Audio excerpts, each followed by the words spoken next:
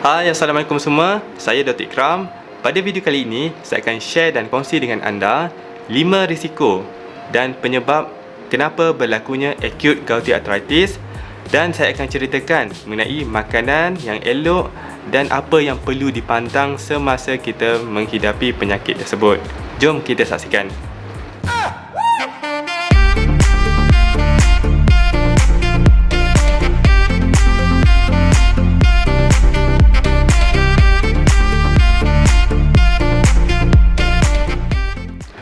Penyakit gout ini adalah salah satu penyakit keradangan sendi, dan kebiasaannya sendi yang terlibat adalah di bahagian kaki, terutamanya ibu jari kaki.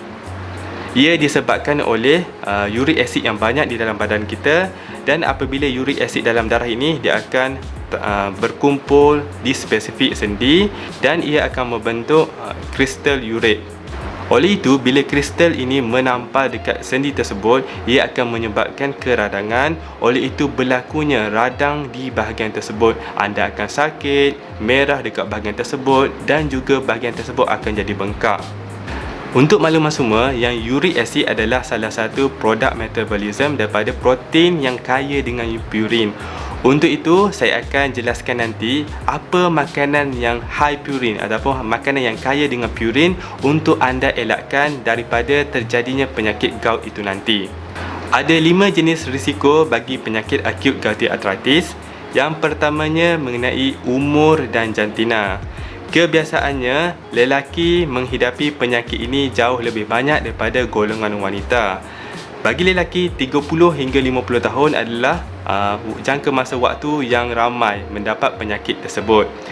Bagi wanita pula, selepas ia menopause, selepas 50 tahun lebih kurang, barulah penyakit gout lebih dominan di kalangan wanita. Faktor risiko kedua ialah mengenai amalan diet masing-masing. Contohnya, seseorang yang suka kepada seafood contohnya, dan juga ke kacang. Mereka suka kepada makanan yang high purin diet. Untuk itu, mereka lebih berisiko dan juga terdedah untuk mendapat penyakit gout itu tadi. Risiko ketiga ialah seseorang yang mempunyai ahli keluarga ataupun ibu bapa yang mempunyai gout, mereka lebih berisiko untuk mendapatkan gout berbanding dengan orang yang lain. Yang keempat ialah obesity ataupun masalah kegemukan.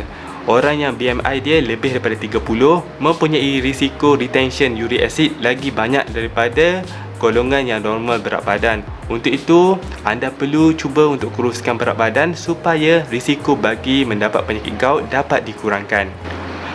Faktor kelima ialah yang ada penyakit-penyakit lain. Yang contohnya ada penyakit kencing manis, darah tinggi ataupun penyakit jantung. Mereka ini adalah golongan yang berisiko untuk mendapat serangan gouty arthritis. Untuk itu, mana-mana golongan yang mempunyai penyakit kronik, kalau mereka dapat kawal penyakit kronik berkenaan dengan elok, insya-Allah serangan gout juga dapat dikurangkan. Jadi kita akan pergi seterusnya, iaitu makanan apa yang perlu kita makan dan juga makanan apa yang perlu kita pantang ataupun cuba elakkan.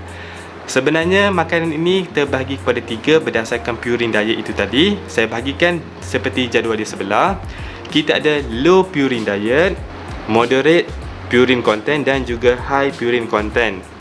Contoh yang low purin diet ialah seperti nasi, mi, pasta, roti, butter, margarin, kek dan biskut, buah-buahan, air minuman dan juga bijirin.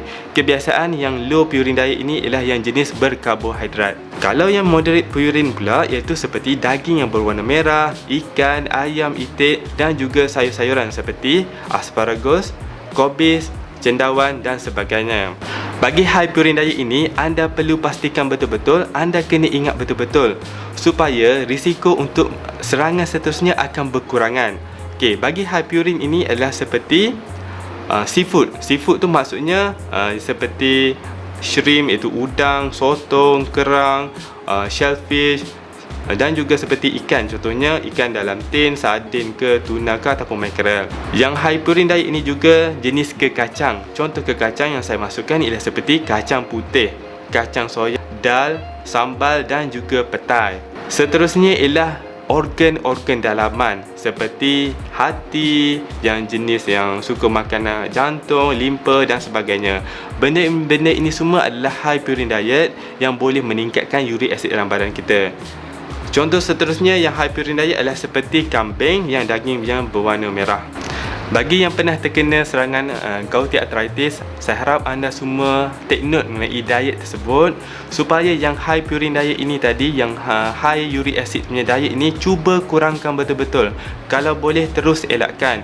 Dan siapa-siapa yang mempunyai chronic disease, anda juga sepatutnya cuba kurangkan makanan yang high purine ini tadi supaya risiko untuk mendapat gouty arthritis juga dapat dikurangkan. Sekiranya anda mendapat manfaat dan anda rasakan video ini berguna buat anda, sila subscribe channel ini supaya benda itu sebagai motivasi kepada saya untuk menghasilkan lebih banyak video lagi. Sekian, terima kasih.